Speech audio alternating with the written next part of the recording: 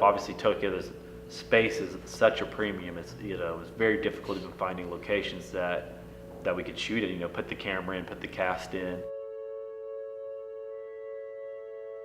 So the first day we opened up with a little exterior scene, a little dream scene, which went great. And then that night we kind of have a big scene that kind of happens at the end of the second act. It kind of sets everything in motion to the end of the film. So a very important dramatic scene between Asuka and Michi.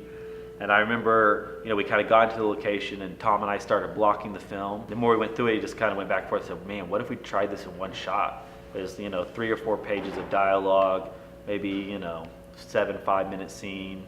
So we just kind of, after blocking and seeing the space, we thought, well, let's just try to do this in one shot. It'd be really cool, something you don't really get the opportunity to do. So then we brought the actors in, we rehearsed it 2 times.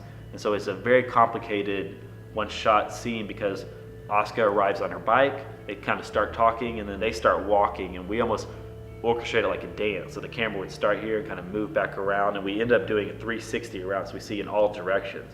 I mean, one small thing, and you have to start over. And there's 4 or 5 minute long takes. So I think we end up doing 9, 10, 12 takes.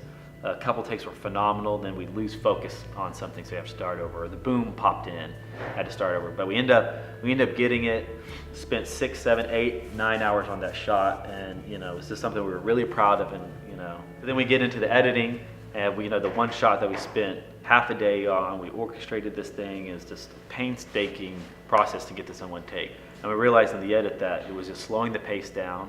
And while the shot itself on standalone was pretty interesting, it just didn't work for the pacing of the film. The hardest thing, I think I was probably most proud of on that whole shoot, you got to cut. I ended up having to cut it up, so no one ever got to see that take in its entirety.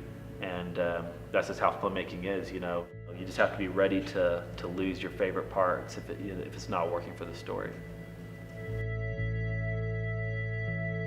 When we were shooting Kabukicho, the Love Hotel district, we found an exterior that we had to pay off all sorts of people to be able to shoot there, and they gave us such a very strict amount of time where it was like very limited and not a minute over the time that we said, because it could interfere with their business. So we were just, that was a really tough, it was actually a really important scene because it was the glue for all the other scenes to unfold.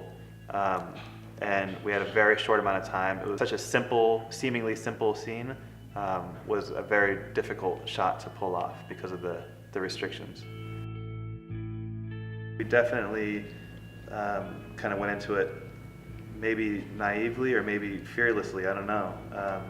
But even the way the last scene of the film was written was such a difficult scene to pull off. That's another thing where we had to